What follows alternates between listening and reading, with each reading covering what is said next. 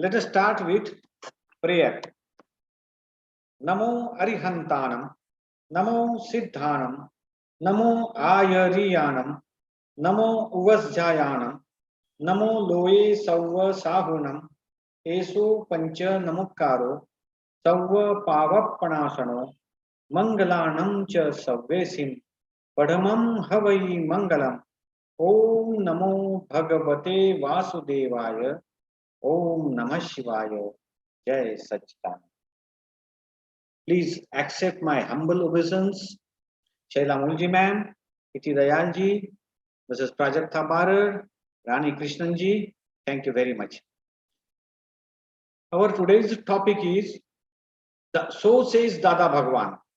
Actually, it is a composition of 108 couplets, wonderfully, amazingly, divinely written by great Jashubai Shah sir. And in it, he tried to cover maximum golden keys given by Dada Bhagwan. We know that Dadaji has given a lot on various topics. So here are a few selected ones. This is going to be a brief revision on all session. This is our concluding session. So we have all the galaxy of our associates. Thank you very much for joining. Let us begin with man is the guest of nature. Here comes Miss SHYLA MULJI ma'am. SHYLA ma'am, welcome. Thank you. Jai Satchidanand, thank you so much, Chandrakant, and I want to thank you for this whole experience. It's been a really wonderful, eye-opening experience and a privilege and an honor to be a part of it. So thank you so much. The topic we have is man is the guest of nature.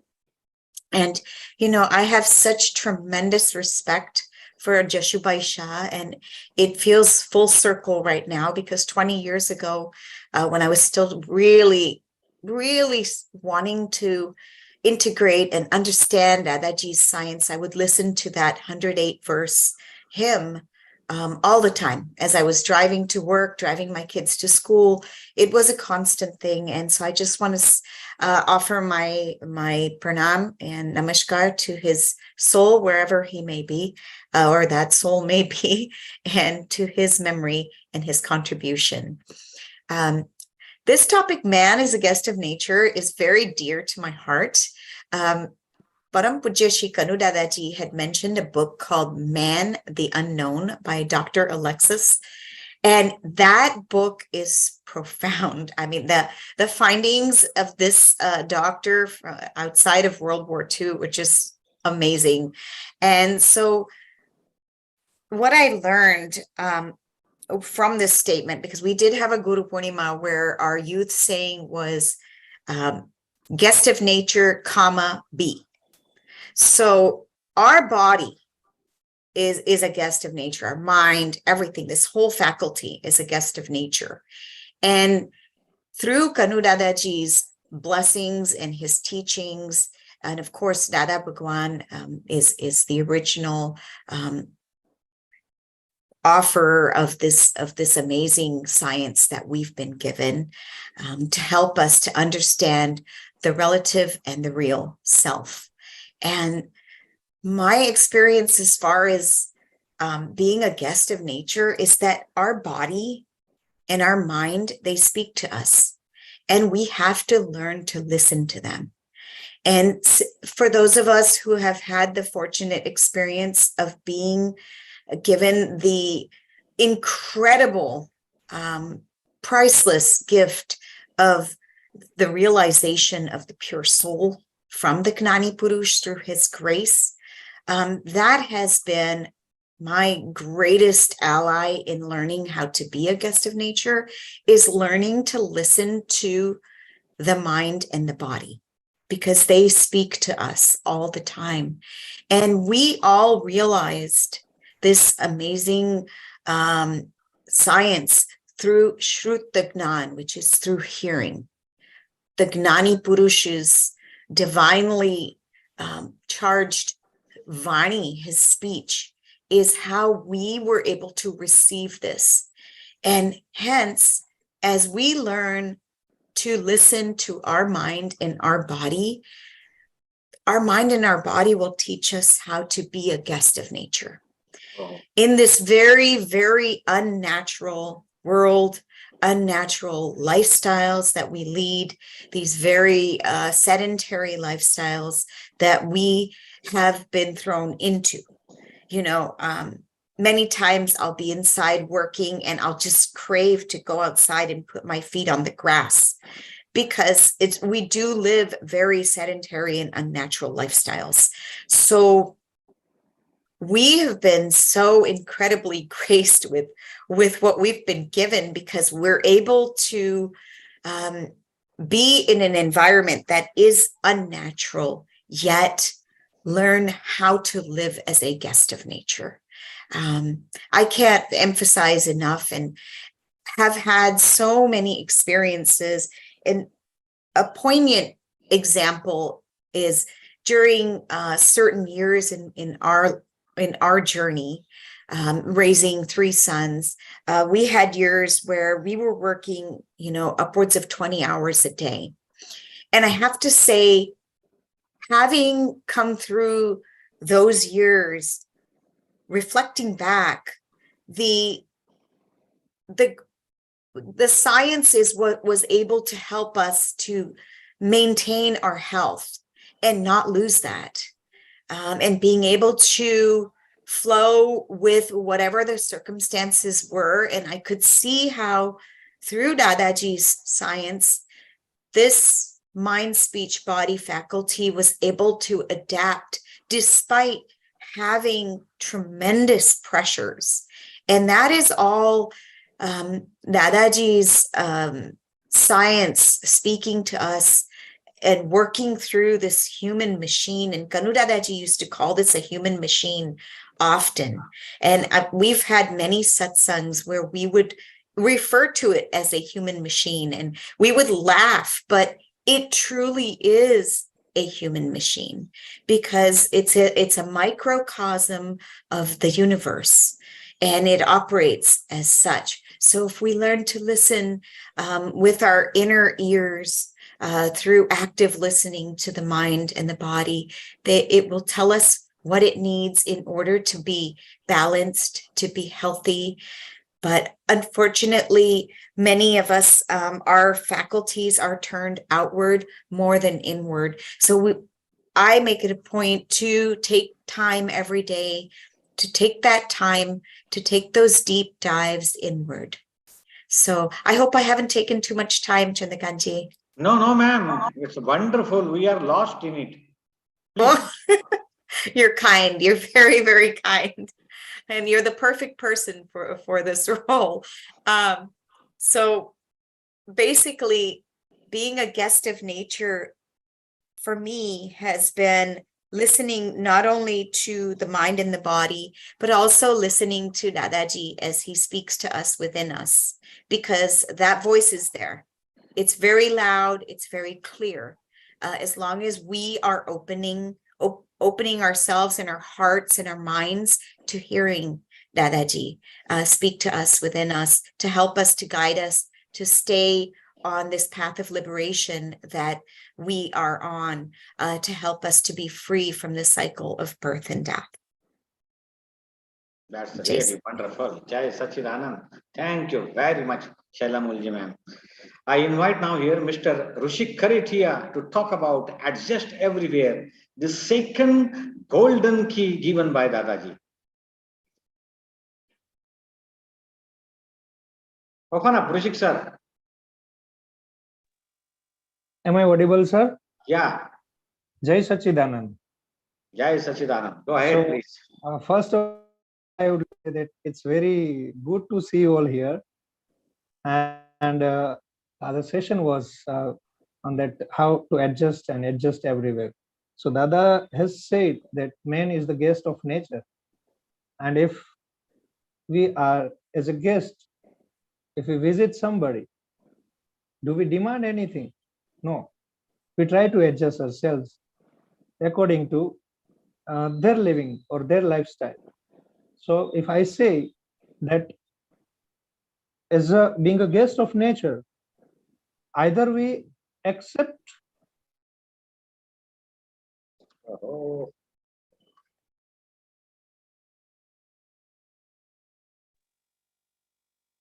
sorry, either we accept or compromise, and that accepting the thing is nothing but the adjustment. If we accept wholeheartedly, we feel, I mean, all cells of our body feels like cheerful, happy, and no clashes at all in the body as well as mind. And we feel like we are being with nature only. And if you compromise, what happens? We feel burning sensation from inside. Our body is going somewhere, our mind is going somewhere. So we feel gloomy, and sometimes we overthink too, and we sometimes go into depression, and it leads to artha dhyana, I must say. We feel so much pain from inside, and it may lead to the disaster. Maybe a person becomes suicidal if the trauma is not unbearable. So adjust everywhere. Thank you so much. thank you, Rushik. Wonderful. And guest can adjust everywhere only when he has positive outlook. That is my topic. So I remember when Dadaji met an accident, Jashubhai Shah visited the hospital at midnight and inquired about his health. And Dadaji said, the healing has started now. Why to talk about fracture? My God. Well, the life of the enlightened one is itself a great message. We are surrounded by negativity most of the time. There is as if bombarding from all the sides. So this is wonderful golden key of Dada Bhagwan to always have positive outlook, because no circumstance, no place is permanent. All the circumstances are subject to change. And if we have positive outlook, there will be no pain, no agony. One should not have suffering too much. So it is very important to find out positive in everything, and there actually is. When something happens, it happens for the good. Apparently, it may seem that this is really great loss. There have been lots of examples that those who developed positive outlook, even though they faced many problems in life, later certain circumstances happened in their life and they rose again. Thank you very much. That's all positive outlook. Now, nature is always just. This is very heavy topic, and we have NEHABEN Gandhi with us to deal with this. Ma'am, please unmute yourself, ma'am. Am I audible, sir? Yes, now. Yeah. Good evening, everyone. Jai Sachidanand. So we have already discussed about this topic. Now today I'm going to conclude only with one story, and that is the real life story, the real incidents, which was published in the newspaper, in the magazines of Surat. So there was a judge, and he was like spiritual person also. In his court, there was a case, and it was the murder case. Now, the culprit was presented in the court, and all the proofs were against him. And judge, as a judge, he has to give whatever the verdicts are there. Verdicts should be given on the basis of the proofs which were presented by the lawyers. So he was sentenced to for the lifetime imprisonment was given to him. But the judge was not happy. When he came back to his chamber, he was really very much confused. He was worried, as he was a spiritual person and he had gone to through Gita and everything. And he thought that everything, the nature is never unlawful. The nature is always just.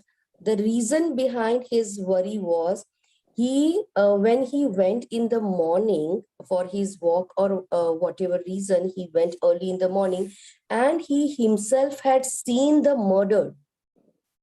but he could not be the witness. As a judge, he could not be the witness. There was some reason behind it. I don't know what was that, but he could not be, and he knew who the murderer is.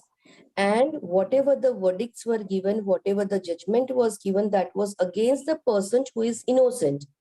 Now he was really worried, and he just wanted to inquire what had happened. He thought, if this is only the nature, this is only the thing, I will leave my spirituality. He called that person in his chamber and he asked that, I know it very well that you are innocent. You haven't murdered that person because I know everything. But tell me, in your past or somewhere, have you done something that the culprit had committed? Yes, few years back, I had murdered a person. I had killed a person, but at that time I was very powerful. I was having enough money. So on that basis, I kept myself free. And someone else was behind the bars because of my deeds. So the judge, nothing but just gave a smile. I understood everything. I understood everything. So this is only the thing, when we come to know that why this is happening to me, I haven't done anything or nothing, I am innocent. So just remember one thing, the nature is never unlawful. And whenever we get some punishment or we get some bad time or something, it is nothing but the theory of our karma. Whatever we have done, the result has come in front of us. But we have to be practical enough to accept that result. Because whenever there is a pillar, and if you go in front of the pillar blindfolded, what will happen? We are going to dash and we are going to hurt our own self. The pillar is innocent because it is standing where it is. The person who is walking is the culprit, right? So the nature is never unlawful, it is always just. So whatever today we are receiving, whether it is good things or it is bad things, that is all because of our deeds, our karmas. So the nature is always just. Thank you. Thank you very much, Neha ma'am, and this will really help us to offer us some soothing and comfort, and it will make us meditate or to rethink. Okay, there might have been some misdeeds in the previous birth, that is why one has to pay for that. Thanks a lot. Now I request Ms. Rani Krishnan, never aspire for unlawful. Again, this is very heavy topic and we have very suitable person to talk about this. Ms. Rani Krishnan ji, over to you. Thank you. Thank you so much, Jai Sachidanand, everyone. And I would also like to echo everyone's feedback that it has been such a wonderful experience to participate in these webinars. So thank you so much, Uncle, for organizing all of this and facilitating all of these very relevant topics. So for my topic, never aspire for unlawful. So as we just heard that, nature is always just. There is a law in the universe, and that is what you put out is what you will receive. So it's cause will lead to an effect. If you do something positive, it will have punya or positive credit, if you will. And if you do things that are negative, you will have a negative outcome eventually. So what you want to really focus on in this statement is the word aspire. That's where we really have a choice of what we strive for. And the human form that we take is very powerful, because whatever we aspire, whatever we desire, nature will provide it. It is a fact. It may not happen tomorrow, but it might happen, years from now, where you've even forgotten that you wanted that, or now you don't want that anymore and you're asking, why did I get it? Because the human form is that powerful that what we aspire, what we desire, what we want will be granted to us. So why not aspire to be lawful, and not in the criminal sense? Of course, we mean don't commit crimes. and, break the law. But that's not what this is really speaking to. Dada is talking about your mind, your speech, and your actions should not cause any harm to any living being.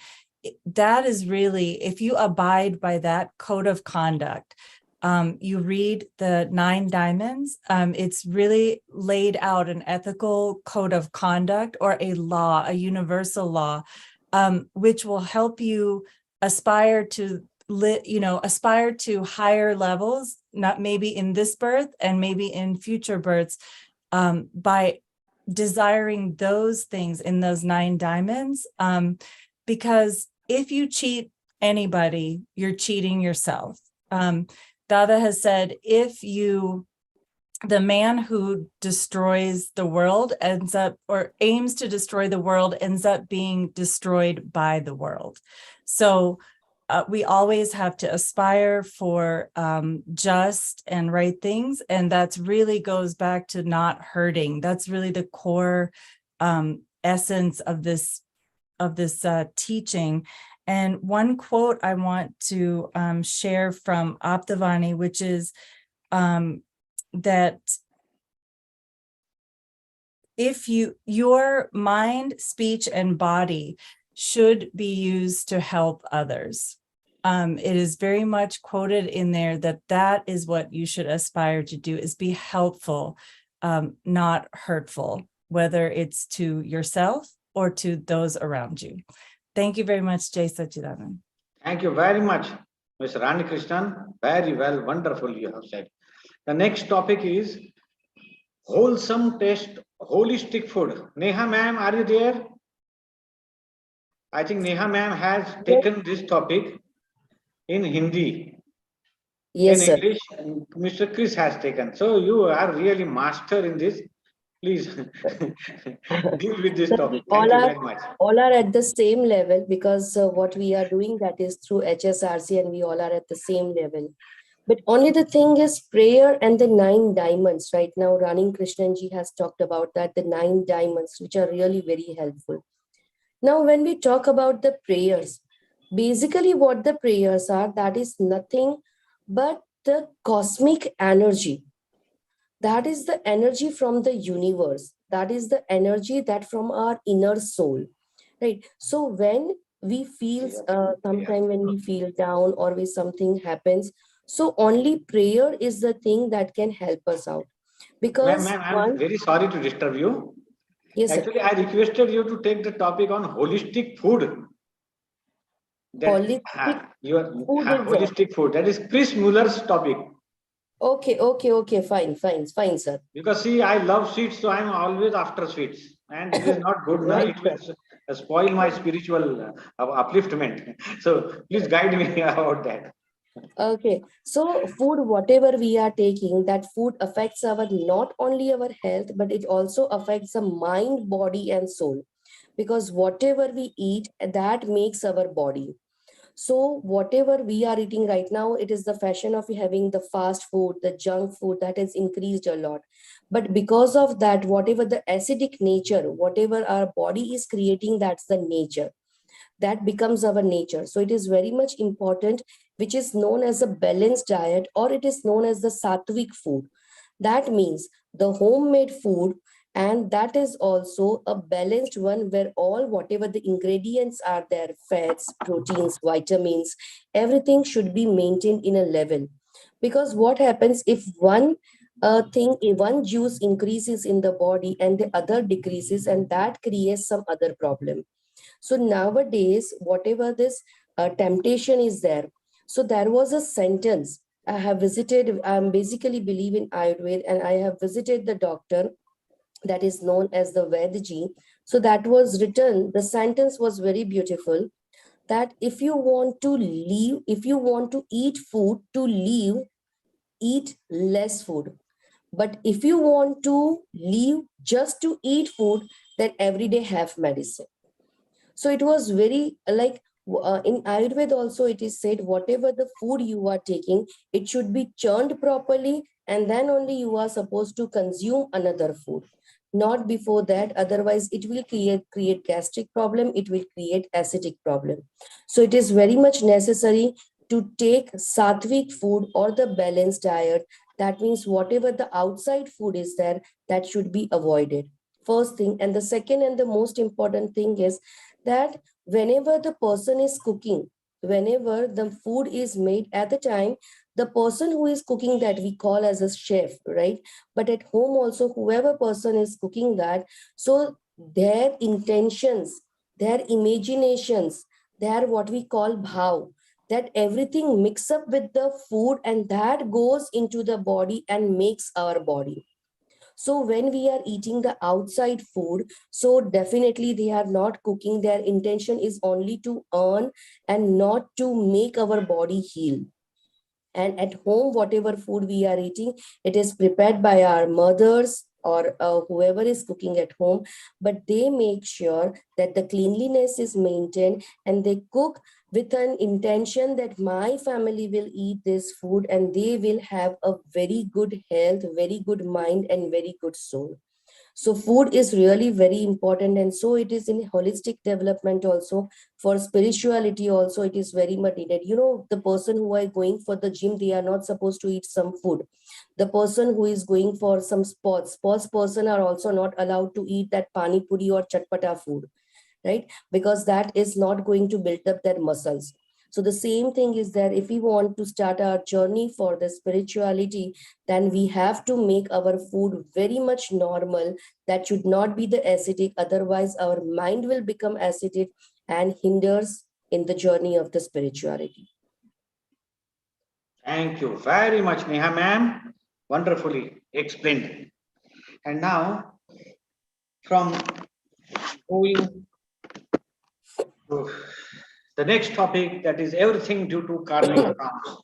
This topic really changed my life when Honorable Lala Bhai Patel sir discussed in detail during our faculties training course, and suddenly it dawned upon me that for my life there is no other person responsible. This really helped me to come out of a type of depression, that why to me, why this thing happens to me. So this is very important topic, everything due to karmic accounts. So this really made me realize that the whole and sole responsibility is mine. See, if there is a lake and a stone is dropped into that lake, there are waves. These waves keep going on and on towards shore. But the thing which don't notice is that the similar waves travel back to the starting point. So it's a boomerang. Whatever actions, whatever thoughts, whatever feelings, whatever intention, inner purport we have, it definitely comes back to us. That is why Emerson, the American author, said, while living, we create our own world too. And Dadaji says, after 50, after 51 years old, on the basis of your karmic accounts, the photo is in the process, the photo of the next birth. So this is amazing principle, and it will help me to think 10 times before hurting anyone by body, mind, or speech. I should have that click inside me. I should have that awareness. What am I doing? So this thing happened because of Lala sir explained so well that time. So everything, even in my family, whatever my children, whoever they are, friends, relatives, in-laws, whatever, each and everything is due to karmic accounts. As soon as the accounts are settled, they get dispersed and they undertake their own journey. This is amazing principle explained by Dadaji to us. Thank you very much. Now, once again, I invite Neha ma'am. Suppose the karmas are very heavy, then there is one way to mitigate them. And here comes tools for mitigation of karmas, that is prayers and alochana, pratyakyan, that is remorse. Nehaji, over to you once again. Thanks a lot. Yeah. So prayer is a connectivity. We can connect with the nature, we can connect with the universe, and we can connect with the soul. So prayer that help us to remain calm. The very first thing is what the prayer does. So the prayers help us to remain calm whenever there is a difficult time.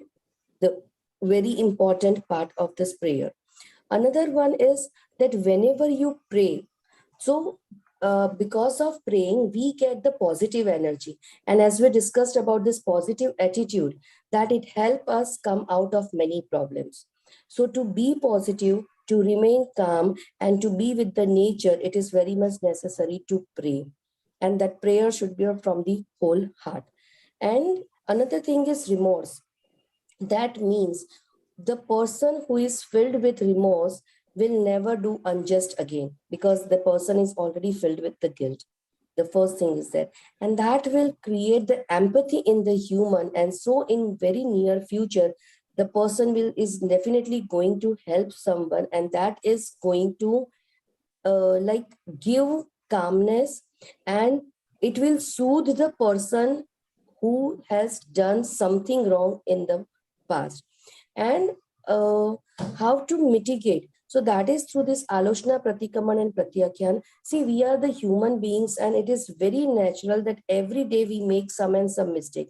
Even though that we know that this is wrong and we should not do that, but still we are the guest of nature, and we have our own karmas which are filled up, and now we are discharging our karmas. So sometimes it happens that we don't want to do, still the thing happens.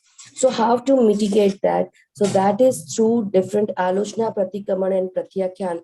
That means ask for the forgiveness. We don't have to go to the person, but by sitting at home only at night, we just have to, before sleeping, we just have to sit at a place, and we have to remember the incidents. And by remembering the pure soul, the Shuddhatma of that person, we have to ask the forgiveness. This is only the way that we can mitigate. See, it's not going to wash out completely, but at least the effect will be very much less. In future, whatever the effects are going to come, the effect will be very, very, very much less. And whatever the effects are there, and because of the prayers, we will be protected from those effects also. So every day in the morning and at night before going to bed, prayer is very important. And remorse, that is Alochana, Pratikaman and Pratyakyan, that improves our next birth. Dadaji says that this is just because to improve the next birth. If we want to get rid from the cycle of this birth and the death, go for this Alochana, Pratikaman, Pratyakyan. Every day if we are doing, we are washing our clothes and we are washing our soul, so that in next birth we will be having less files to deal with, and we can be in the lift of moksha. So keep on praying, and when the person prays for others, need not to pray for one own self, because the nature, the scientific circumstantial evidence take care of the person itself. So whenever you see some lame, whenever you see the ambulance, or whenever you see someone is in problem, just pray for the person, and we will find that we are feeling relaxed. Thank you. Wonderful. And in this way, a person can evolve spiritually. Means Right. there is hope. Nature has kept this hope. Ma'am, thank you very much. Right, sir.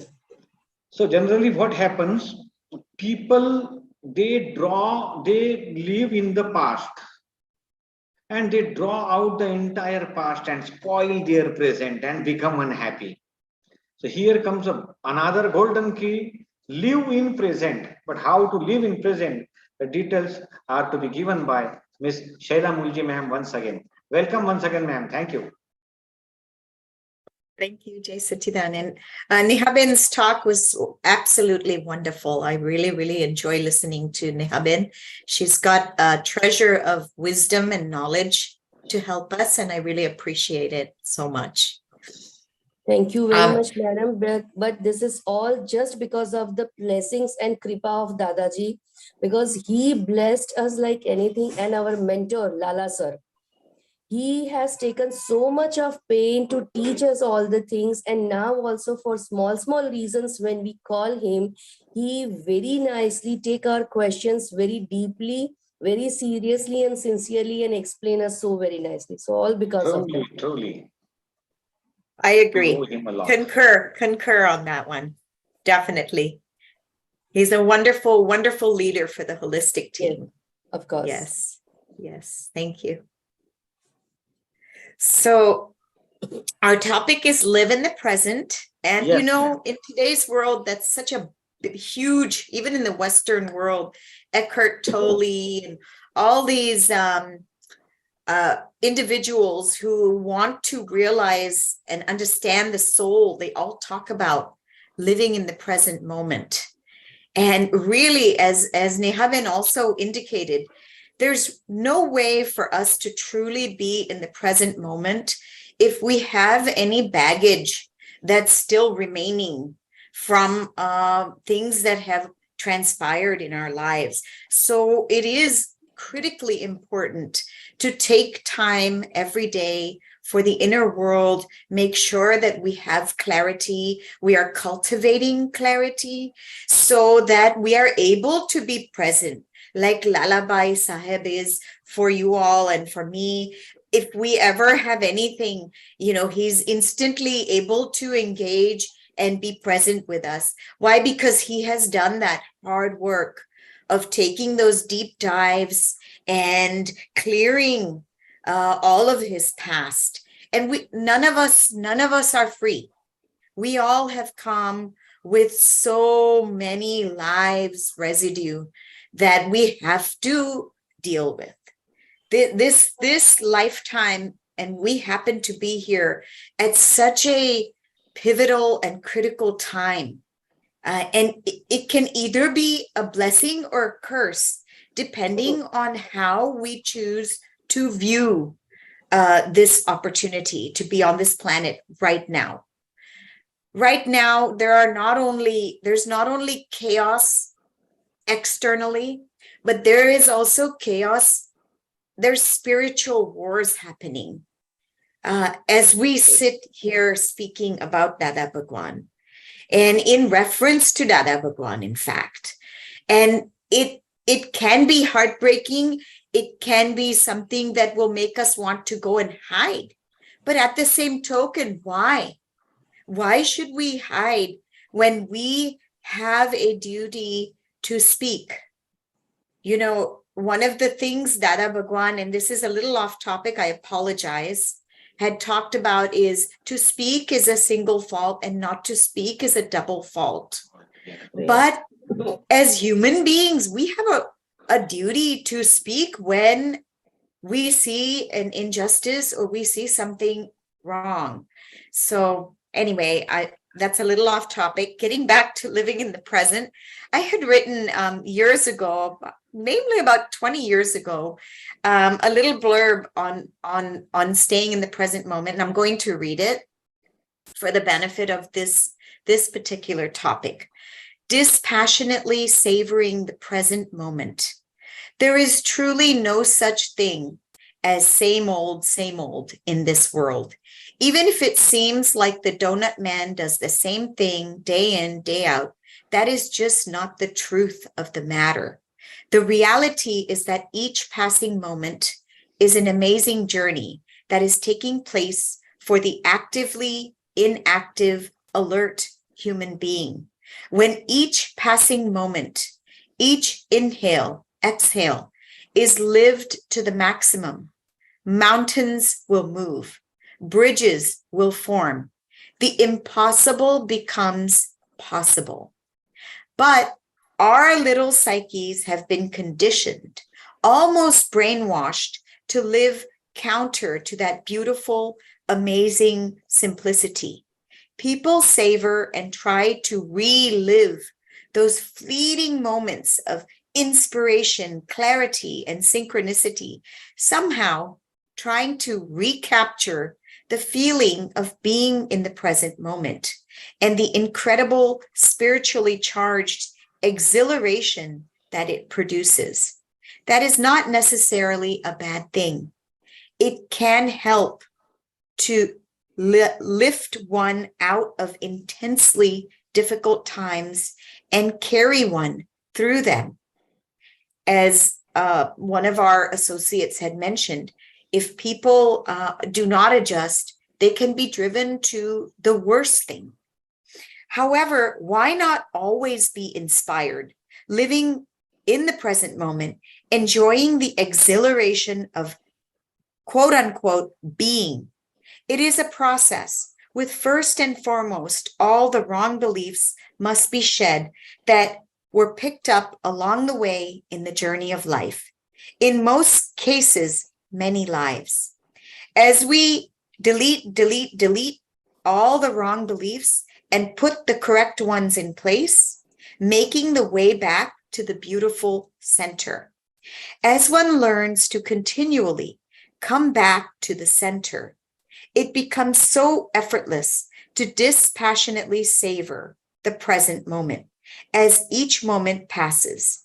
Eventually, our inspired state of being spreads as an inspired and inspiring fragrance that permeates the surrounding ether, overflowing into the hearts, minds, and souls of others.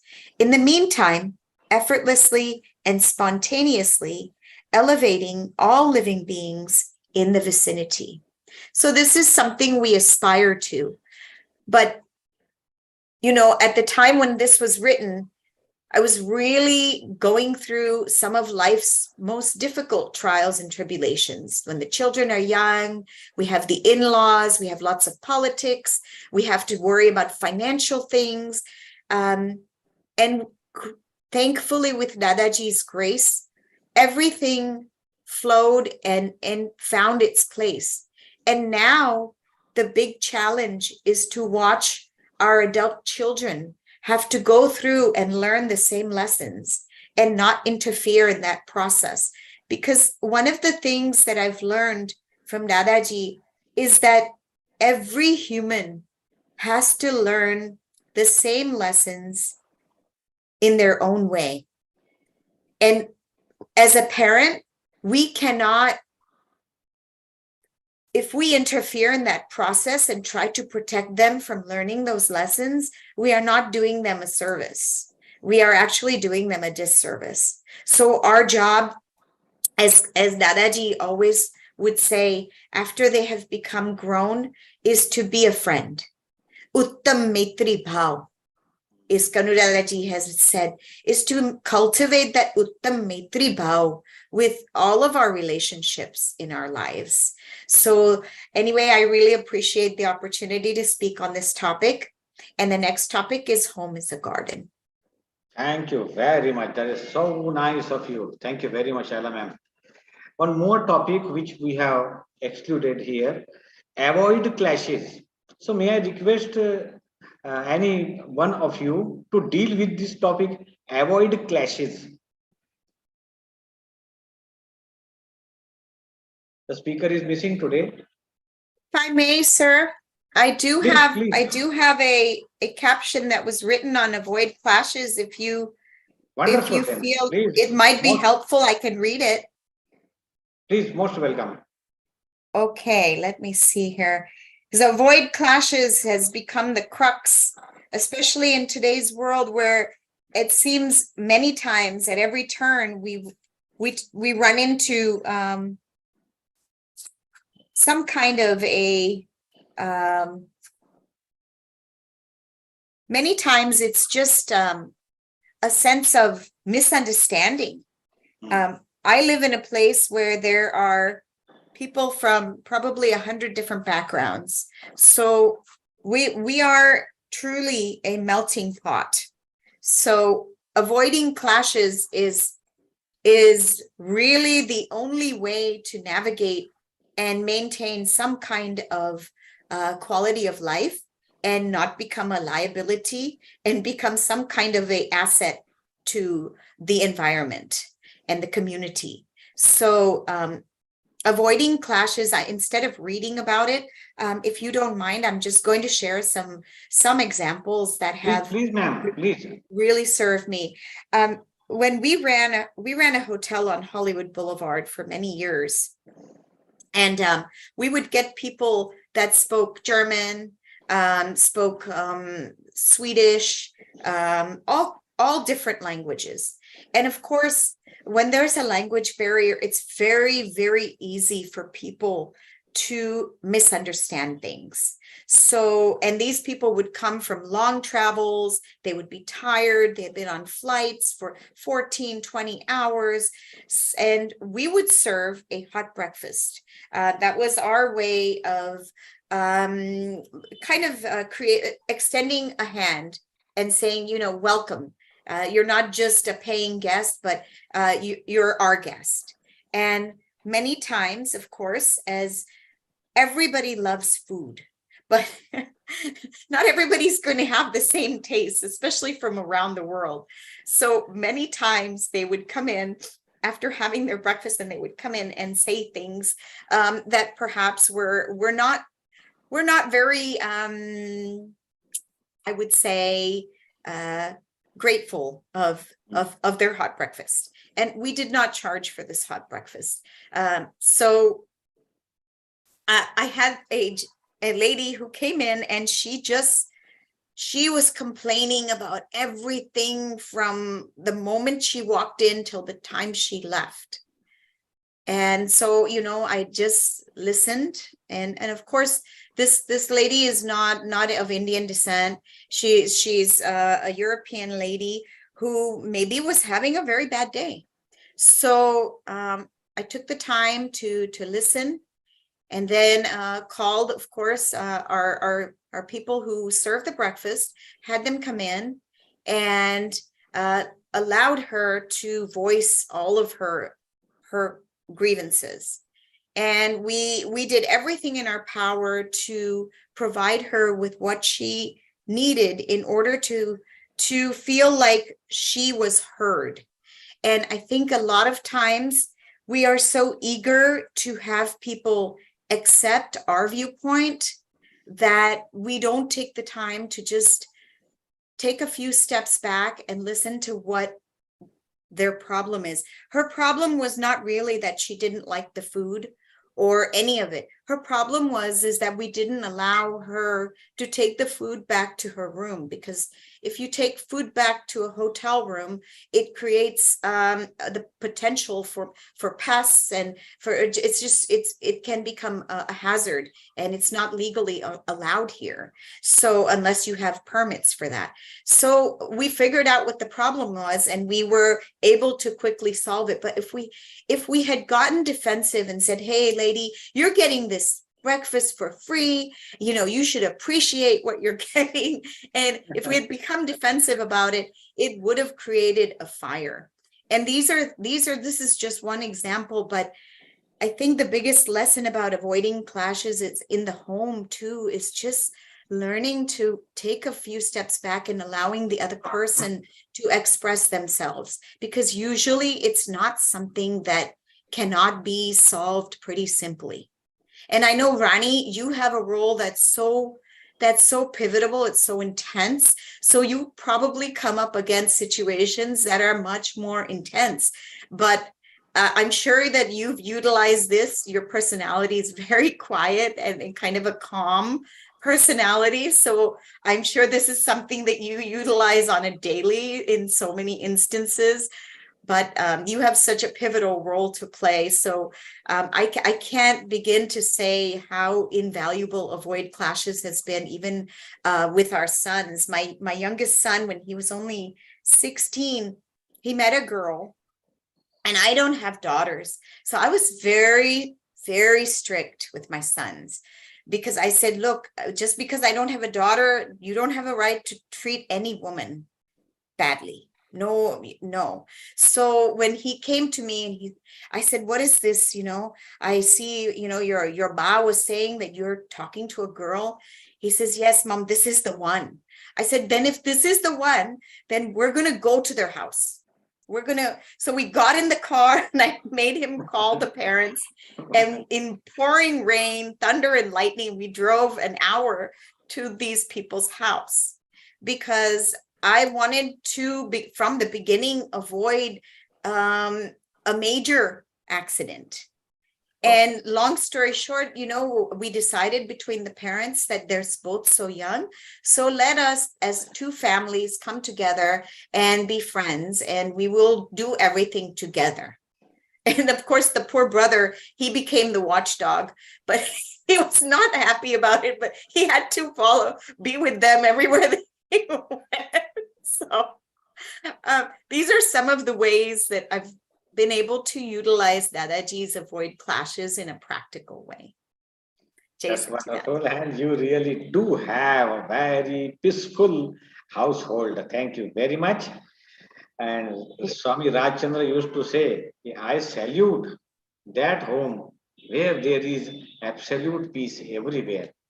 Wonderful, madam. You have disclosed so many wonderful ways of avoiding clashes, because clashes consume energy, which can further be used for spiritual upliftment. If the energy is in this way misused in so-called in clashes, quarrels, grudges, then when the person may rarely think about evolution and all these things, spiritual. So it is very necessary and core message of Dada Bhagwan, avoid clashes. So to share with one experiment which I have been doing for last 15 years is that in the morning after getting up, I simply keep quiet, mauna of some 2 or 3 hours. So, and that is the very sensitive time when earlier there used to be too many clashes. Do this, don't do this, keep this cup, pour some water, and all these things were. After keeping this mauna for 2 years, I can boast to say that I enjoyed wonderful peace at home. And later, when after breaking the mauna, I don't have desire to repeat that one matter. It has even finished. So why to fetch it back in the present? So this way it helped me a lot. Thank you very much once again. And home is a garden.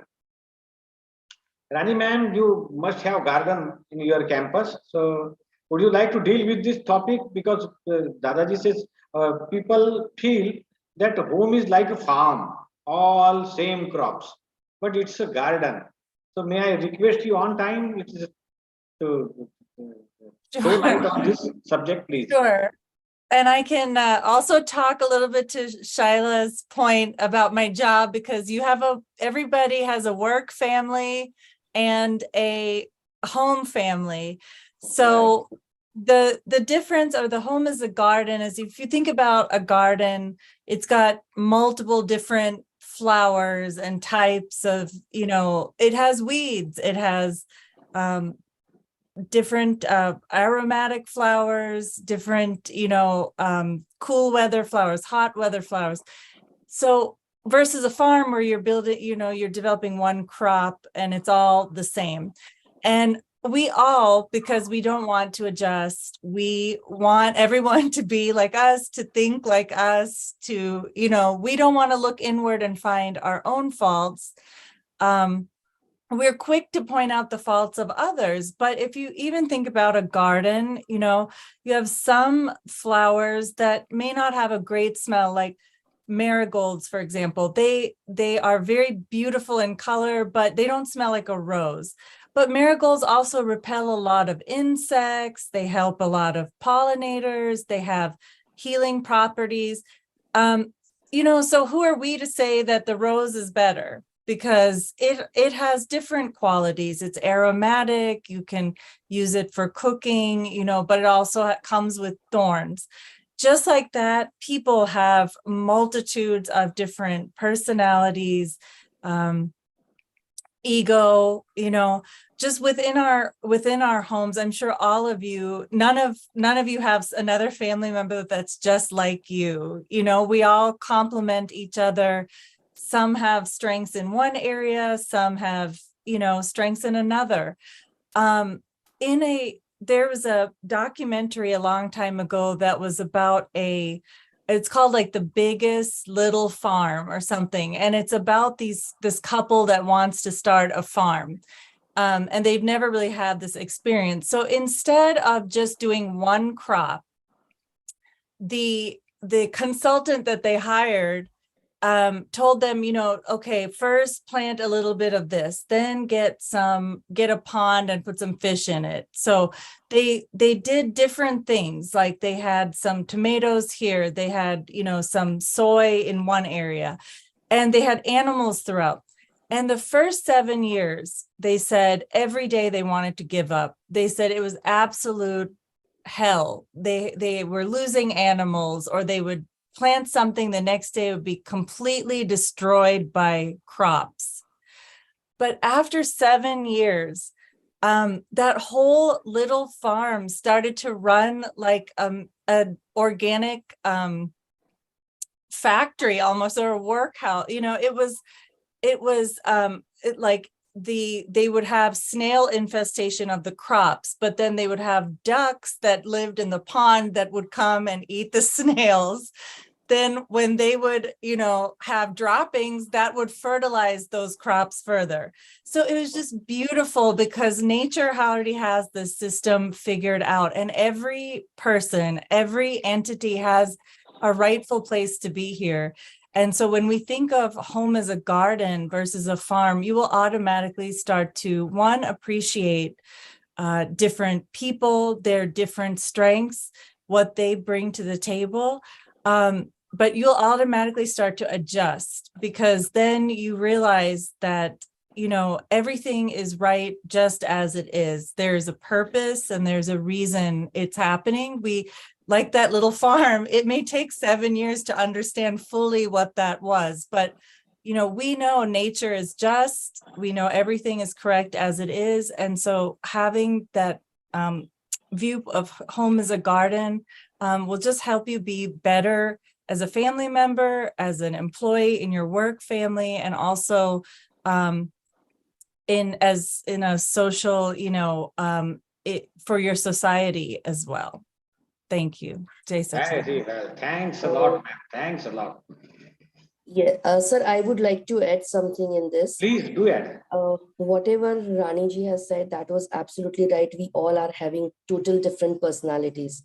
But nowadays, what the observation is that, that we are very much bothered to maintain the relation outside the home.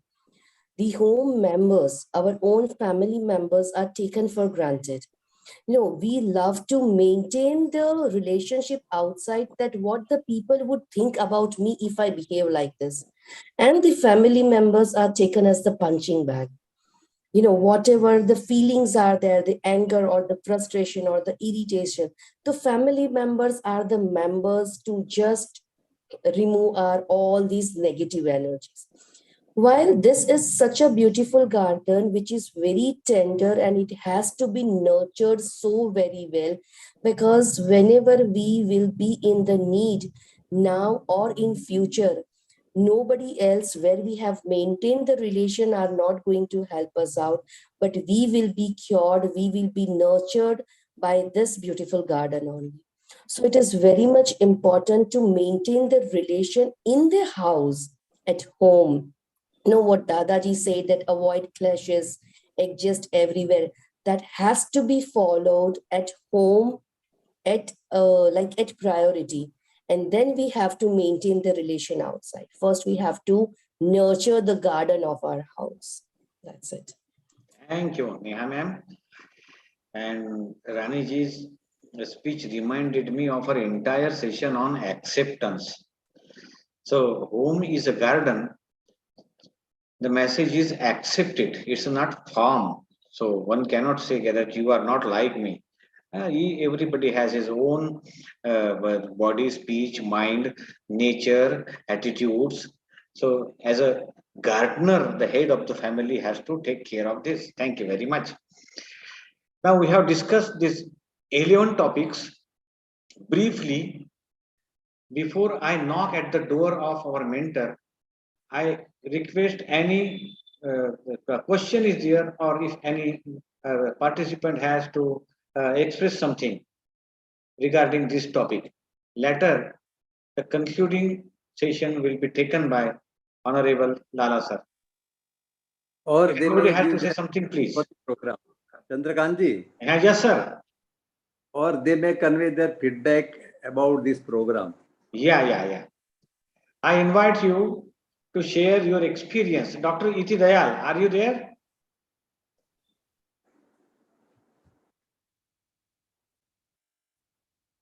Mrs. Prajakta Barad? Jai Sachidanand sir, Jai Dr. Sachidanand. Iti Dayal, welcome. Jai Sachidanand, Jai Sachidanand.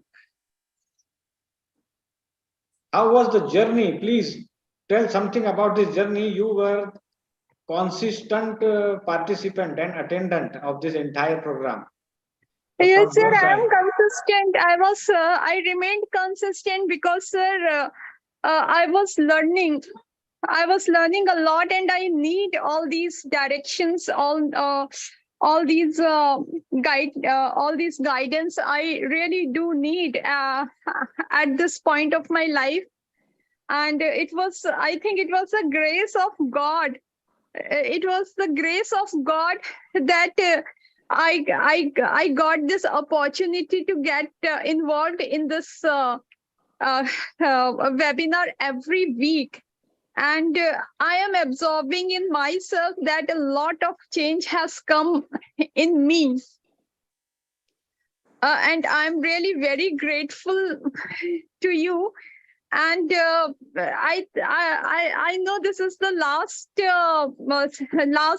seminar, but I think you will conduct more, sir.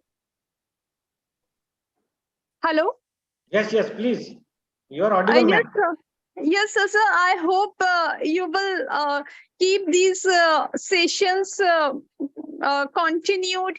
I think there is some Hindi seminar also going on parallel to this English one. Yeah, there is. Sir, Right. I will be privileged if you engage me, if you give me the opportunity to attend the Hindi one also. Lala sir has already instructed me Yes, that sir. we Yes, can sir. see one more HSRC associate in Dr. Iti Dayal. All right. So definitely we will have examination, and then we are looking forward at you being HSRC associate. Thank you very much, ma'am. Thank you, sir. Thank you, sir, for this consideration. But, sir, I want that I get this continuous assistance from SHRC through these seminars so that I can get to know more about HSRC and the philosophy of Dada Bhagwan. Definitely. Even while we are speaking, we learn so many things in this session. We are also students and learners. So many nice things are revised, and awareness, the flame of awareness is kept burning. That is very important. And I am the most beneficial because I have to listen to all of you all the time. So I think it's a grace of God that Yes, sir. I have to listen to so many things and keep myself aware in this way. Thank you very much. Thank Dr. you, sir. Chidayal, thanks a lot. I'm really privileged. So anybody else would like to share something before we turn to this wonderful topic, who am I? This is the core topic and the ultimate knowledge. So let us give absolute silence and our complete attention to Honorable Sri Lalabhai Patel sir to deal with this very mysterious and important topic, who am I? Lala sir, over to you. Thank you, friends. So nice. And we have summarized it well. Chandrakant ji also sorted this 6 month summary in this 11 sentences. of Dada Bhagwan. And all of you know this program. Actually, the seed was sown by Dada Bhagwan himself. It is not our imagination. Okay. He expressed his wish to start a Adhyatmic college. Okay. And that was his desire. And then Dr. KRISHNAN and they picked up. And this is how, looking to the available technology, we never knew that such kind of intercontinental programs will also be feasible. But it is there. See, and all of us have been benefited. These 11 things naturally help us. And since all the teachers are also here, all of us, including me, we observe that whenever teaching is the best way of learning, Rani, right? If you have to teach, it creates a lot of pressure on us. And that pressure helps us to cook the knowledge. Okay, and we make a research. That's it out of that. All right. So when you take the session, that itself is a great learning experience for us all, individually, for the teacher first of all. So definitely, you must have, you have enjoyed. Now, see, I think 8 minutes I have, and these 11 things we have discussed, the ultimate is the ultimate knowledge is say, who am I? If you study all philosophies, ultimately the question ends here, who am I? Now, it has two parts. You see, I have, since I think I was around 15, I had this question, I tell you. Right? So I was studying this, that, everything, and especially Vedanta. Vedanta discussed this in detail, who am I? Right? So first thing is, we can get the academic knowledge. Who am I? I've shared one poem of Shankaracharya along with its translation in English. You can study that. Okay? That he has narrated various qualities of Atma. So that is who am I? Right? So that is one question. But then experiencing that is another question. All of you, even a child in India, can say that the soul is immortal. Right? So I remember Chandrakant, I was, I think, 28 or 27 when I went to Himalaya to pilgrimage. Okay. That time I was studying Adi Shankaracharya, so I knew this poem also.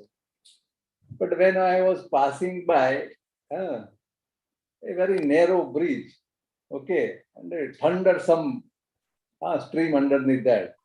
All of a sudden, it occurred to me, suppose this bridge breaks. It was a small, very small, weak bridge. Okay, good. Then I realized, oh, whatever knowledge I have is only theoretical, right? I know in theory that the soul is immortal, but I have not realized it, right? So that is one thing. But first, no, definitely, it is better. First, at least we should know theoretically what are the qualities of soul. And I'm not repeating those because Adi Shankaracharya is the great teacher. He has mentioned everything in the poem. I request you to study. Okay, you can search the net, YouTube also, in a song also is available. But those things are there. But now, after a lot of search, I found that, say, this who am I cannot be realized with your own effort. You need, that is the secret. If you, so Srimad Rajchandra he has written, Anant Kaal Sudhi, Jeev Potani Mede Parishram Kare, to પણ, right? પોતે પોતાની ઓળખાણ ના થાય, इससे कैसा मतलब परिश्रम, for infinite time if he works on that, this question, he cannot realize his own self. But the one who encounters a Jnani, enlightened being, and he requests him, surrenders him, he can realize himself within an hour. Okay. Less than an hour, Srimad Rajchandra said.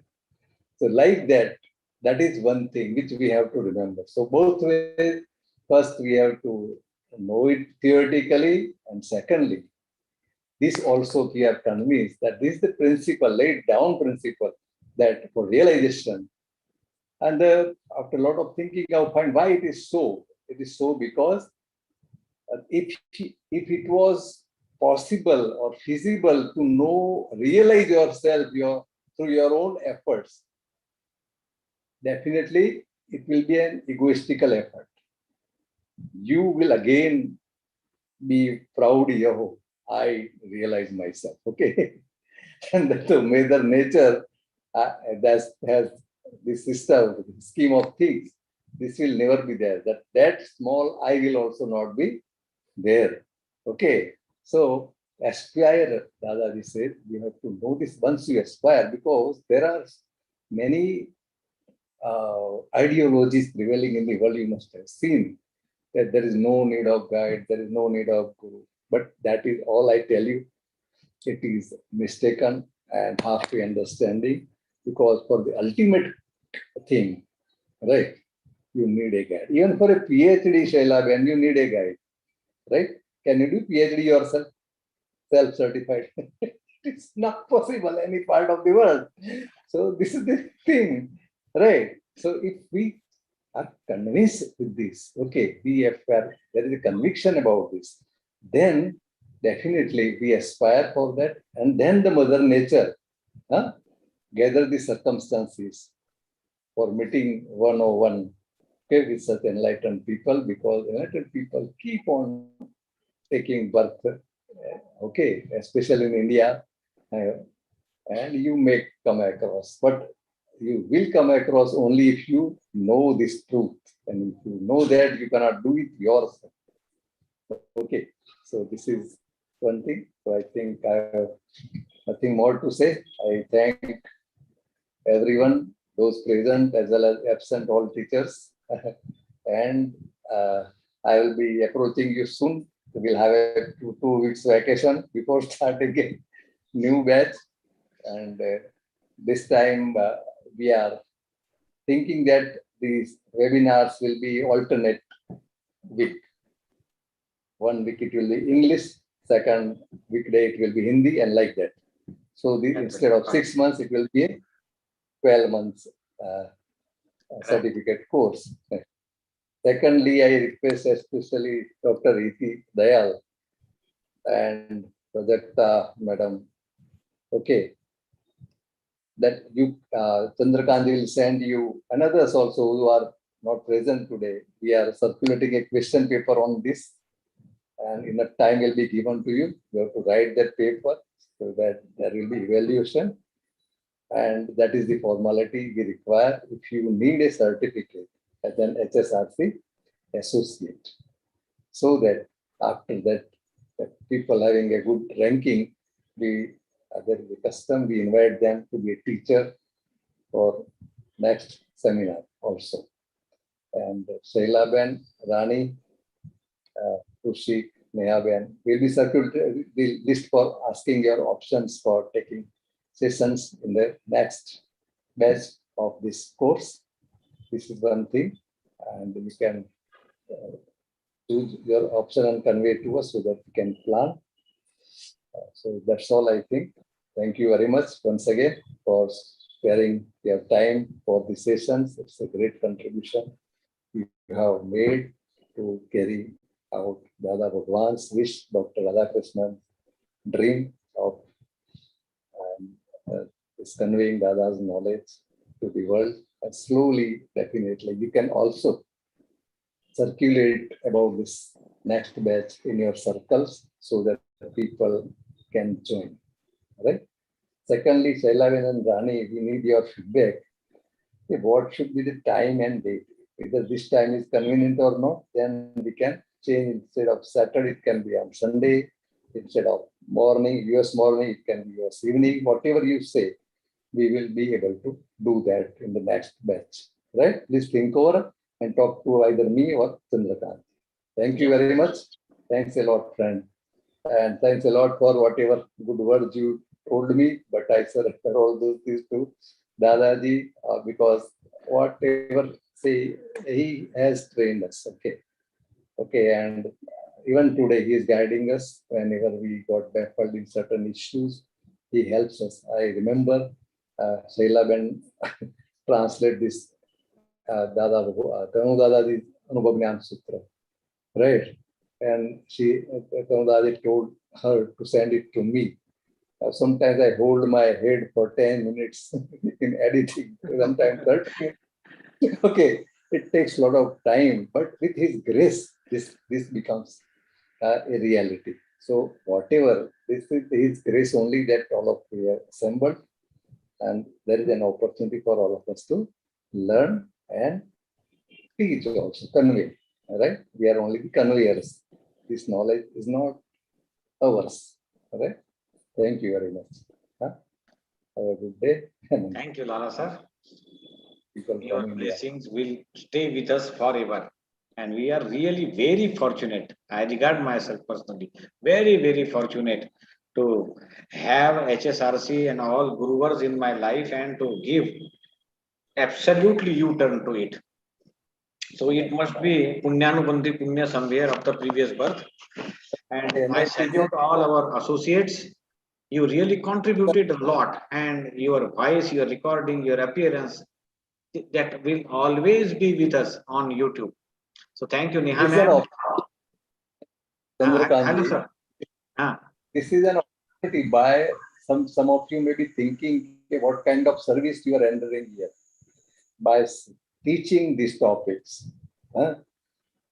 What you are earning for yourself?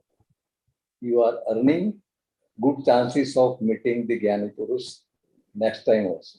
Grace of God. This is a great thing. Okay. You can be near Tirthankars, near Jnanis, like it, because you are doing their work, not our work. Right. We are working on their agenda. Right. So this is how it's a great chance I consider myself also and all of us together, right? And had not this program, we would not have met us. Right. So this is mutually reinforcing of knowledge. Thanks a lot. Thank you so much. And I really cherish this deep inner purpose that in any of the coming births, I will definitely have the enlightened one in my life and to know really who am I. Certainly, yes. Great. Thank you very much, everybody. So you can also send your email of feedback to hsrcsurat@gmail.com. Thank you very much. Have a very good time and see you again after some gap in the new batch. Thanks a lot. Thank you very much. Jai Sachidanand. Millions of pranams at the divine lotus feet of Dada Bhagwan and many pranams at the feet of Sri Lalabhai Patel sir. And my humble salutation to all of you. We are all his servants. No? Yes. Do take good care of yourself. Thank you.